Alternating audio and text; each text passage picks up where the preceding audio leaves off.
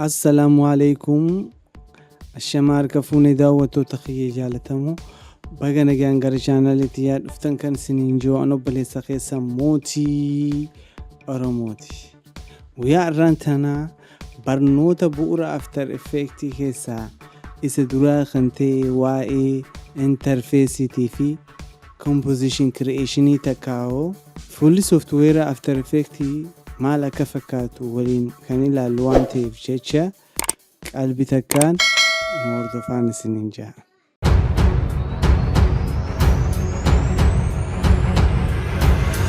فولي افتر افكتي كينيا اكو ماركا جرتان كان فكاتا حالة سلبادان فولا افتر افكتي كان هوباچوداف فولي افتر افكتي كوتا غرغدا شنيتي قودم كوتا سان كيسا اني جلقبا إسا أغرتي أسيتي أغروهانا أغرتي project panel جام project panel جيچون kutaan kun akka manaati jechu. Kutaan kun akka mana kuusaati. Kutaa mana kuusaati jechu. Manni kuusaa keenya isa kan wantoota hojii keenyaaf nu barbaachisan kanneen akka suuraatii fi sagaleedhaa fi akka viidiyoo agartee import godhuudhaaf mana keenya kana keessa manni kun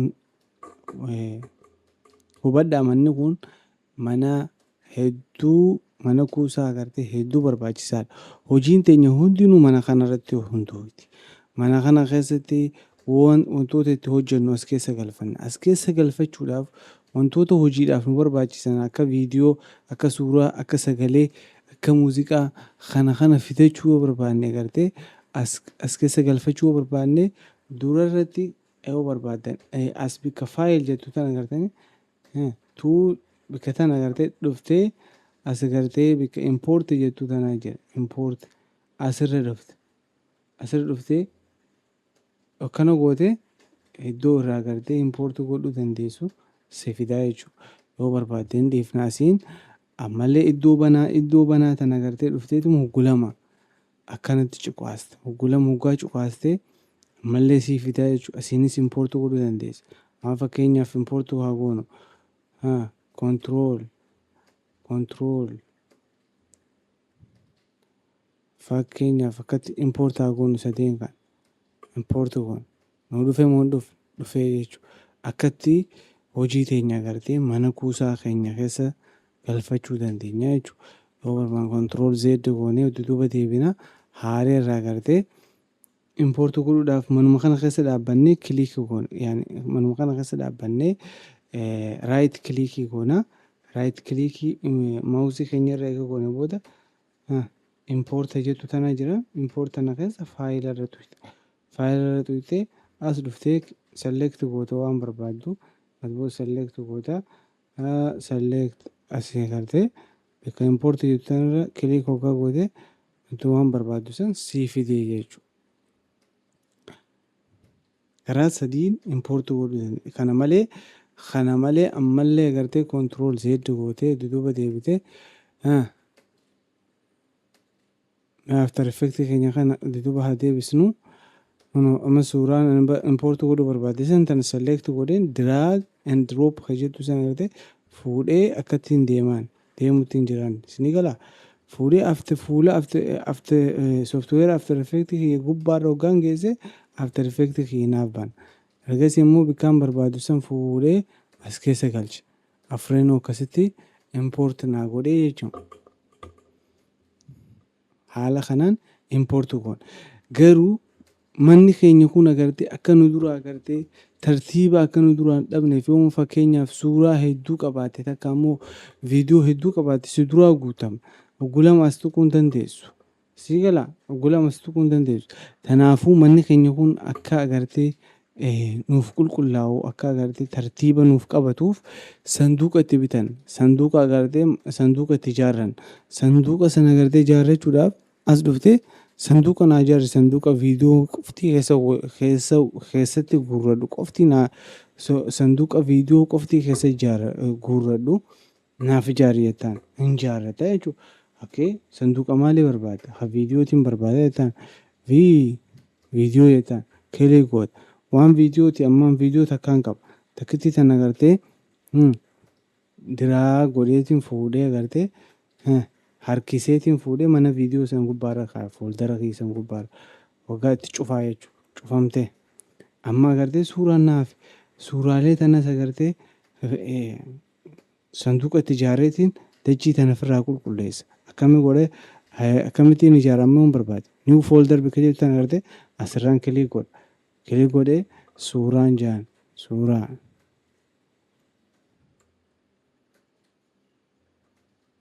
image hayyee suuraa tiisan select godhee control kiyya qabadhee kana dhaqee ammallee select godhee kanallee select godhee akkatti fuudhee isarraan keessa iddoo image jettu tanarra keessa fuudhee achi keessa naaf walitti qabamee jechuudha.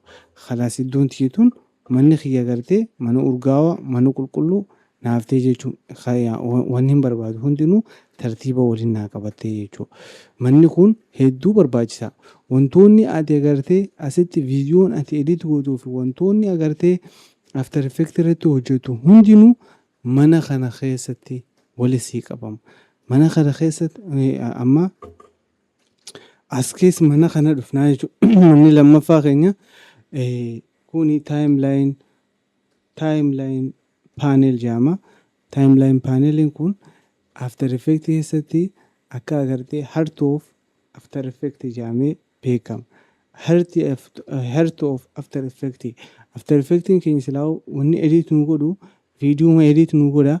Viidiyoo teenya sana agartee iddoon agartee itti hojii teenya hojjennu mana kana. Mana kana keessatti mana kana keessatti bifa viidiyoo teenyaa jijjiiruu dandeenya. Mana kana keessatti bifa suuraa teenyaa jijjiiruu dandeenya. Mana kana keessatti suuraa gara viidiyoo jijjiiruu dandeenya. Mana kana keessa waa hunda hojjennaa jechuudha. Manni kun agartee onnee after effectii. Wannummaan agartee hojiin teenya guddoo mana kanaa fi kanaa jechuudha. Kanaa fi kana manni duraa kun agartee mana kuusaa keenya as keessa waliin nu qabamu wanni hundinuu as keessa irraa agartee fuunee mana kana keessa galchinee mana kana keessatti edit goonaa jechuudha. Kan sadaffaa immoo mana kanaa jechuudha. Manni kun composition panel jedhama. Manni kun composition panel jedhama. Mana agartee manni kun mana agartee yaani televizhiina keenya jechuudha. Takkaamuu iddoo itti agartee bu'aa hojii keenya iskiriina hojii bu'aa hojii teenyaa bu'aa agartee asitti waan hojjenne agartee bikki itti ilaallu bu'aa isaa asitti ilaalla jechuudha. Jijjiirama viidiyoo teenyaa asitti waan edit goone asitti ilaalla iddoo mana kanatti. Manni kun iskiriinuma jechuudha. Televizhiinuma bikka itti ilaaltu. Televizhiina yoo barbaaddee televizhiina guddisataa yoo barbaadde ni xiqqeeffatta bikka tanaan yoo barbaadde kwaalitii televizhiina keetii kwaalitii isaa haay goota yoo barbaadde hin hirreessaa kun agartee iddoo itti daawwan mana daawwannaati malee waa takkaame waan as keessa jiru kana itti deebina itti aansee immoo kunoo kutaan tun agartee waa hedduu kutaa hedduu of keessaa qaba bikki kun waa hedduu of keessaa qaba kuni kutaan tun work panel jedhama. Kuni manni kun mana library keenya. Viidiyoo nuti asitti qabnu kana viidiyoo as keessatti edit goonu kana agartee bifa isaa jijjiiruudhaaf takka immoo agartee bifa isaa jijjiiruudhaaf wantoota nu gargaaran keessaa as keessa arganna. Amma fakkeenyaaf yoo as keessa agartee text animation hojjechaa jiru ta'e amma tekstii irratti hojjechaa jiru yoo ta'e fakkeenyaaf halluu tekstii teenyaa jijjiiruu barbaade yoo adiirraa gara gurraachaatti jijjiiruu barbaanne mana kana keessa dhuftee bikka agartee kaaraakter jettu kanarra dhuftee achirraan agartee kalara agartee tekstii keetii waan barbaadde asiin jijjiirtaa jechuudha. Kuni laayibrarii keenya. Laayibrarii mana kanaati. Mana kana fayyadamne wantoota as keessaa qabnu agartee gara barbaannetti jijjiiruudhaaf jijjiirama irra geggeessuudhaaf mana kanatti fayyadamna. Itti aanu immoo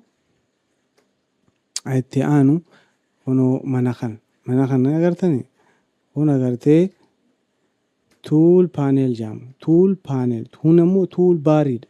Kuni tool panelidha.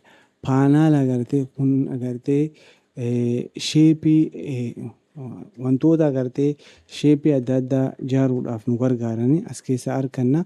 Hatta teekistii as keessatti barreessuudhaaf wantoota nu gargaaran wantoota agartee sheepii ijaaruudhaaf waa hedduu godhuudhaaf nu gargaarani as keessa jira. Waa hunda irratti waa hunda keessaa bakki isin itti xiyyeeffattan mana kana mana itti agartee mana kuusaa keenya katti aanu agartee kana katti aanu kan kun agartee mana daawwannaati malee humaatii miti.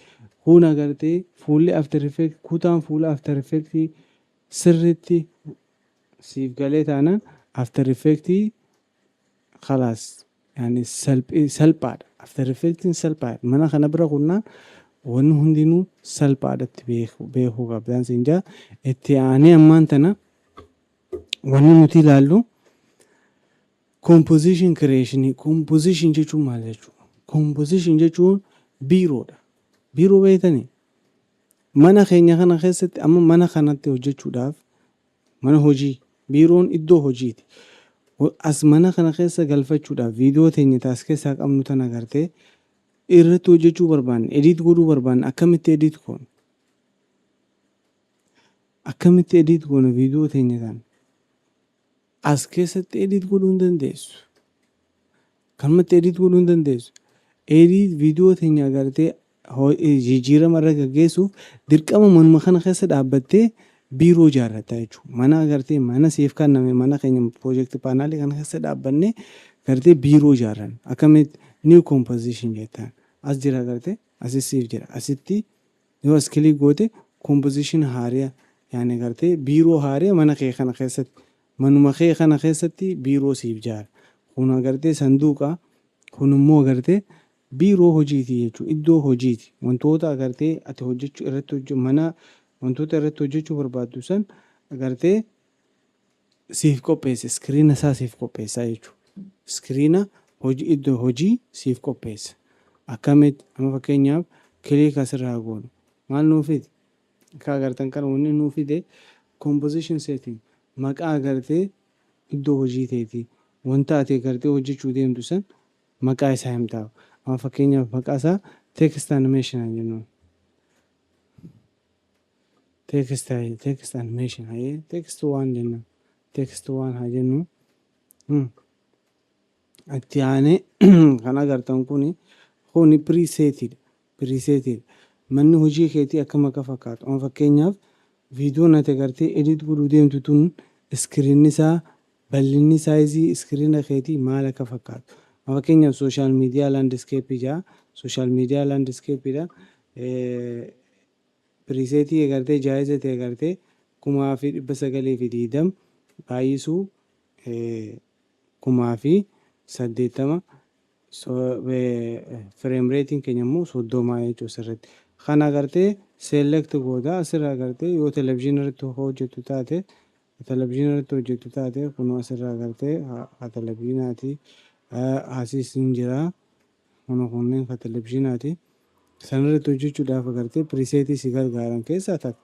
Ati immoo kastama godhuu barbaadde ofii keetiif agartee presetii mataa keetii agartee qopheessuu barbaadde amma fakkeenyaaf bal'inni widsiin isaa piiksilii kana 920 jechuudha. Yuutuubiidhaaf hojjechuu jirra. Waan yuutuubiidhaaf hojjechuu jiru akkana gootaa jechuudha. 920 goota. Heetiin isaa kan kun agartee saayizii iskiriina keenyaati. Aspect ratio kana ammaan tana nuti aspect ratioon agartee ratio kanuma jechuudha. Aspect ratioon isuma kana agartee kanuma gara ratiooti jijjiirama. Aspect ratio kana gisee biraatti deebina. Kun immoo frame rate jedhama. Frame rate jechuun viidiyoon takka suuraarraa ijaaramti. Viidiyoon suuraarraa ijaaramti.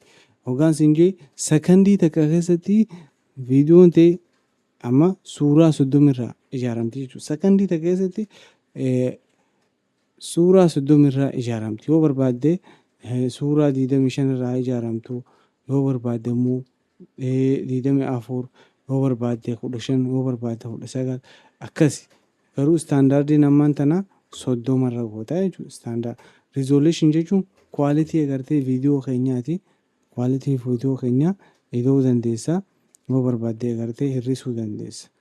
Akkasii kun amma start time code kanaas ishee biraatti deebina. Ammaaf agartee duration viidiyoon ati hojjechuu deemtu yeroon isii jechuudha. Dheerinni hammam takka sa'a hammam takka hojjechuu deema. Fakkeenyaaf sakandii meeqa viidiyoo daqiiqaa meeqa hojjechuu deemtaa kajoosanii asirratti agartee kan agartu kun par sakandiidha. Katti aanummoo sakandiidha. Katti aanummoo daqiiqaadha. Katti aanummoo sa'aadha.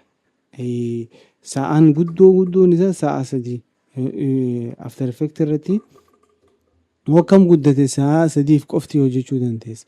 Sanii ol immoo hojjechuu hin dandeessu. Filatamaan amma fakkeenyaaf daqiiqaa sakandii 10 haa goonu. Fakkeenyaaf sakandii 10 haa goonu. Sakandii 10 ta'e jechuudha. Egaa iddoo tanne agartan asii asirra dhufnee cuqaasna. Iddoo hojii teenya agartee bal'inni sa'a agartee sakandii dheerinnis sakandii 10 jechuudha. Akkuma agartan tan biqiltuun agartee sakandii takka sakandii 2 sakandii 2 asii 3 asii 4 akkasitti ilaa 10 deema jechuudha. Bal'inni kun mana hojii keenya. Manni hojii keenya kun mana kuusaa keenya keessatti ijaarama. Akkuma agartee eessa jira laa kunoo composition suuraan isaa iconni isaa kanaa wajjin adda. Kun agartee sanduuqa kun immoo composition keenya takka maqaa text waan haa jennuun composition keenya kun as jira jechuudha. Akkuma agartan kana. Maal jechuu composition jechuun? Composition jechuun biiroo hojiiti. Iddoo hojii manuma keenya mana kuusaa keenya keessatti manni akkuma mana jireenyaatti fudhadhaa. Manni kun agartee bu'uura after effectiti. Wanni hundinuu wanni asirratti hojjennu hundinuu asitti waliin nuuf qabama.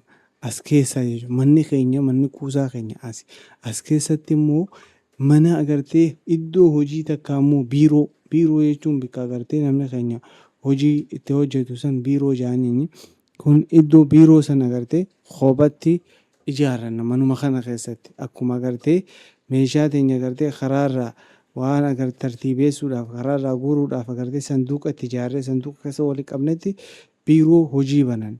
Biiroo hojii hoggaa banannu agartee wantoota isaan nama gaafatan san hunda agartee biiroon teenya san akkam akka fakkaatu eega murteessine booda asitti as keessatti biiroon teenya nuuf ijaaramti. Asitti immoo nuuf banamti. Manni hojii keenyaa banaadha jechuudha. As keessatti hojjechuudhaaf yaani viidiyoo teenya asitti mana kana keessatti edit godhuudhaaf akkam kun viidiyoo teenya tana fuunee yoo barbaadde fuutee agartee mana hojii san gubbaarra agartee fuutee geessitee achi keessa geessite. Eessa naafite? As naafite jechuudha. Asuma naafite. Fakkeenyaaf iskeelaa idaanu guddina isaa idaanu iskeelli isaa akkana nuuf haa ta'u. Magaalaa Hararii magaalaa ija Harargee taatee Harariidha. Amma fakkeenyaaf control Z jennee duuba haa deebinu. Duuba akkasii nu deebi'a. Fakkeenyaaf hin jiru waa takka hin qabu. Akka biraattu akkamitti mana hojii keenya kana keessatti viidiyoo teenya agartee viidiyoo edit godhuu deemnu achi keessa galfannee irratti hojjenna. Irratti hojjechuuf ammallee agartee yoo barbaadde fuutee manuma hojii iskiriina iddoo hojii keetii kana agartee bu'aa hojii keetii si agarsiisu kana fuutee yoo barbaadde asirra geessita achuma sii fidaa jechuudha. Kunis agartee akkasuma sii godha.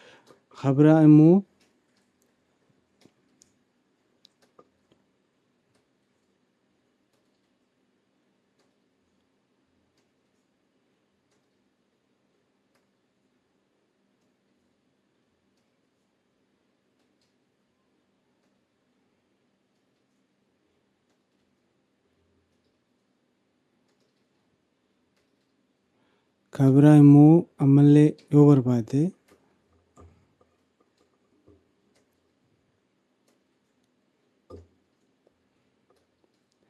karaa biraatiin immoo barbaadde akka fuuteetuma ammallee idduma tanatti fuutee as keessa galchite gulam nu godhe garte gulam innis hin gaafatu gusadi gu afur godhachuu dandeessi yoo barbaadde as dhuftee kontirool D yoo jettee haa gu sadi sii godhu gu afur hanga ati barbaaddu isin hin beeku ati fedha keetii jechuudha kun mana hojii teetiiti yoo barbaadde waan asirra naa jiru kan gu shan naaf godhu yoo jettee gu shan sii godha gu sadiin barbaadde yoo jettee sadi sii godha hanga barbaadde jechuudha firaa diilee asirraa gartee mana hojiirraa firaa hir'isuu barbaadda baak ispees bakka kanarraa gartee xuyita select goote baak ispees goote diileet goote jechuudha select goote baak ispees goote diileet goote manni hojii keetii banaa jira iddoo hojii ni qabdaa jechuudha hixee itti hojjechuudhaaf viidiyoo ta'e fuutee irruma harkifta fakkeenyaaf viidiyoon tiime as jirtiime as keessaa baatee jirti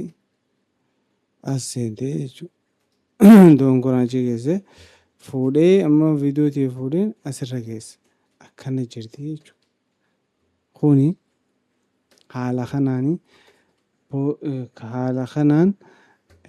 kompoziishina banannaa jechuudha kompoziishina banannee irratti hojjennaa jechuudha kompoziishina jechuun haala kanaan irratti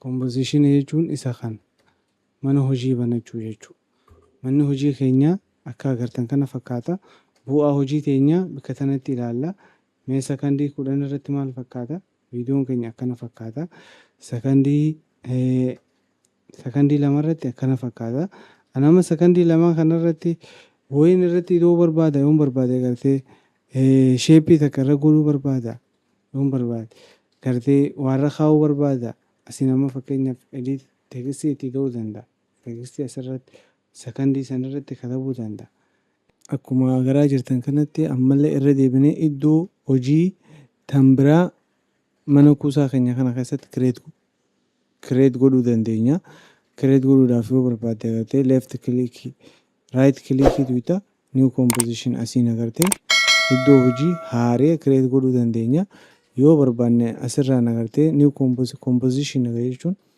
iddoo hojii jechuun biiroo haaree mana kuusaa keenya keessatti ammallee tabraa iddoo irratti hojjechuu deemu irratti viidiyoo edit gochuudhaaf nu gargaaru kireet godhuu dandeenya yoo barbaanne immoo asirra dhufnee agartee ayikoona kana agartee sanduuqa keenya kana bira kan jiru agartee composition jettanii composition kireet godhuu dandeenya amee kota asiin kireet haa goonu new composition kanarra kiliik haa goonu takka immoo gabaabatti control N yoo goones isuma kana nuuf fida composition nama haaraa kireet godhuu dandeenya jechuudha haa xuyinu asitti xuyine jechuudha amma asitti composition nuti kireet godhuu barbaannu maqaa nu gaafata maqaa agartee iddoo hojii teenyaatiif laannu fakkeenyaaf new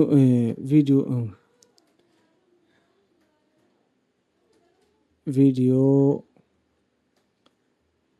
editing jennuun hayyee akkas jenneen akkuma jiru kanatti ammoo wirziin isaa kuni viidiyoo riiliidhaaf hin hojjedhamu dura san agartee waan barbaade asirraa jijjiiruu danda'a kan agartee bal'ina isaa feesbuukaati kun feesbuukaaf nama fayyadu sani chaanel aspect ratio keenya kana baakgiraawundii kalara agartee iskiriina keenya maal akka fakkaatu asirratti gurraacha okkeen ja'an maqaa keessanii kireet naa godha jechuudha maal na kireet viidiyoo editing ja'a kuni composition haaree kireet naa godha iddoo hojii kana malee iddoo teekistii jettan iddoo hojii teekistii jettan malee iddoo hojii ta biraa banaanaa kanneen jechuun asirra jira taayimlaayinii keerra alaa xuul dhufee jechuudha kun akka agartan kanatti iskiriin iddoo hojiitiyyaa iskiriina hana naa godhe wanta iskiriina akka seeraan agarruuf fiitaa jennuun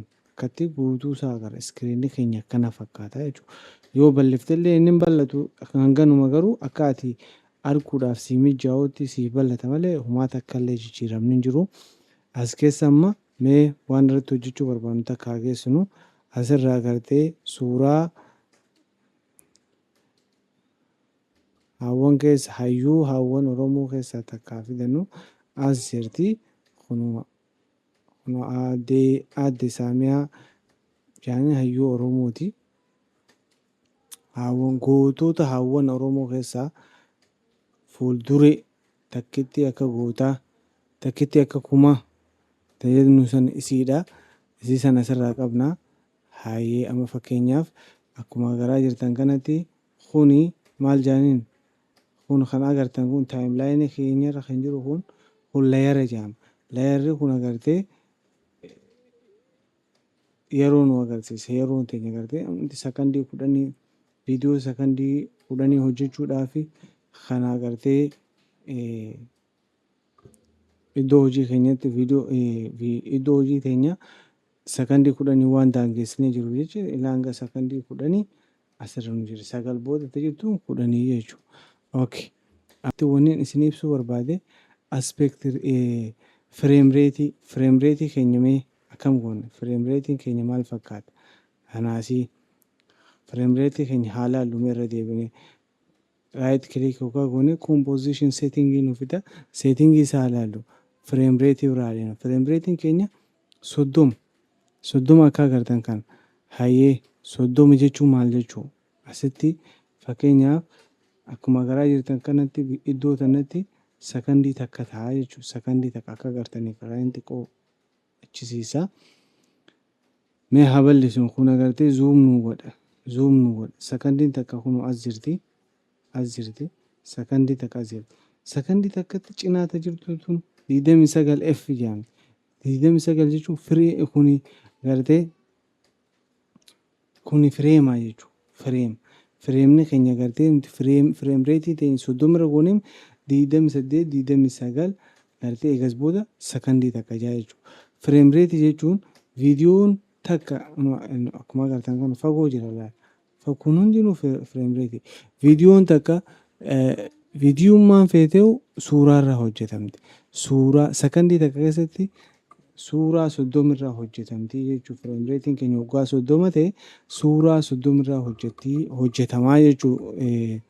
Guutuu isaa ilaalle kun asitti akkuma agartan kana fireem reetiin keenya 25 jechuudha. Kuni 29 dabartee hoggaa takka taate sakandii takka taate 30 guutee jechuudha. Kuni fireem reetii keenya hoggaa motion graphics'tti akka gaariitti achi deemne hojiin teenya fireem reetii irratti hundaa'e jechuudha. Amma fakkeenyaaf fireem reetii takka irraa ilanga lama wanni akkana agarsiistee taan immoo cinaa fuudhuudhaaf si gargaara jechuudha. Agartee osoo namni agartee shakkin sakandii takka bikka agartee 30tti adda fuutee sakandii takka keessa waa hedduu jijjiiruu dandeessa. Waa hedduus irratti hojjechuu dandeessa viidiyoo ta'e irratti. Akkas ergaa agartee waa'ee fireem reetii hangana isiniin jee booda mee kottaa asitti amma iddoo hojii lama qabna. Kuni viidiyoo editingii kan jedhamu maqaa viidiyoo editingiitiin kana ijaarresanii amma keessa jiru kana. Kun immoo iddoo hojii teenya agartee tan teekistii jennee teekistii animeeshin jennee agartee viidiyoo magaalaa Harar keessa nu jirtu tana. Amma akka tasaa ta'ee yoo barbaadde akka khalaas cufuu barbaadde amma viidiyoo tana agartee iddoo hojii tana cufuun barbaadde niin cufee hin haayne beekadhu numaan cufe malee deebee ammallee tanallee agartee yoo haquu barbaade yoo agartee cufuu barbaade haquu osoo hin taane cufuu barbaade asirra eksi godhe na duraa badaa jechuudha. Fuulli after effectii guutumatti waliin laaqame bade.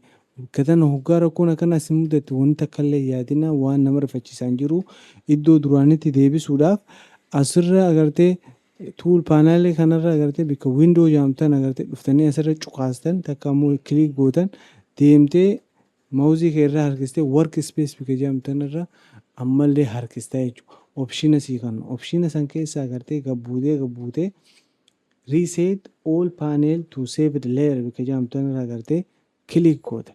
Waggaa goote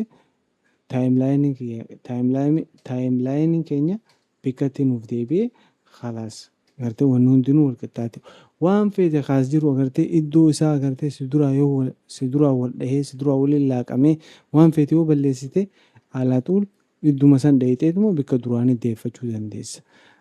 Waa'ee work space tanaas akka gaariitti boodeetti deebina. Amma wanni hedduu barbaachisaan yoo amma fakkeenyaaf posiishina kutaa sana agartee kutaa sana fuudhee bakka biraa geessuun barbaade akkuma agartan maawusii kee kana akka oofee hoggaan agartee naannoo tana fide naannoo mataa isaarra fide maawusiin kee ni jijjiirama. Kalarri maawusii kiyyaa ni jijjiirama. Bakka tanatti hoggulama double clicking godha. Double click godheetumaan harkisa. Bakka fedhe geessuu hin danda'a jechuudha. Yoo barbaade gamana bakkuma inni jiru kana as jira inni yoo barbaade agartee composition kana agartee composition panel keenya kana cinaan gamanaan agartee kaa'uu hin danda'a. Yoo barbaade oliin kaa'uu hin danda'a. Yoo barbaade jala kana kaa'uu hin danda'a. Amma mee asiin haa keenyu eessa dhaqa piroojeektiin keenya as dhufaa jechuudha. Kun akkuma agartan kana piroojeektiin keenya asii jijjiirame manni mana kuusaa keenya stoor haawusiin keenya asii jijjiirame yoo viidiyoo suuraa fidachuu barbaadde viidiyoo fidachuu barbaadde yoo kompoozishina kireet godhuu barbaadde wannummaan hundinuu mana kana keessaa jechuudha. Suuraan ta'eetiif viidiyoon ta'e hundinuu bakka tana waan jirtuuf jecha dirqama as dhuftaa jechuudha. Ammallee yoo barbaadde asirraa fuutee bakka biraa jijjiiruuf maawusii keessan kanumarra ooftan fuuteetuma maawusii kee kana fuutee akka double click gootee harkiste. Hoggaa harkistee asirra fiddaa jechuudha. Yoo barbaadde as jala keessee jechuudha. Yoo barbaadde ammallee yoo barbaadde isuma kana hin fadhuu piroojeektuma kana hin fadhuu jettee akka nasiibatti X goote kutee jechuudha. Eessa kute? Akkamittiin deebisaa yoo jette kuma duraanii san deetee workspace bakka jaamtan irra deemtee reset to save layer jettaan. Bakka duraanii sanitti siif deebi'aa jechuudha. Wanni kun hedduu barbaachisaadha. Kun isiniif gallaan bu'uurri after effects keessaa agartee isa guddaan siif galee jechuudha. Hojii irratti hojjechuudhaaf wanni guddaan fuula after effects fi akkaataa itti composition create godhan sirriitti hubannaan kanatti aanu hundinuu salphaadha. Hanga viidiyoo teenya biraatiin walitti deebinuutti nagaatti isin dhaammadha. Afaan keenya haa guddisnu, nama keenyallee haa jajjabeessnu. Ana kanatti mooraalii yoo gootan haqa kiyyaa Oromootiin nama hedduun dhufee beekumsa qabullee isin barsiisuu danda'a. Deebisee immoo agartee afaan keenya afaan teknooloojii goonaa jechuudha.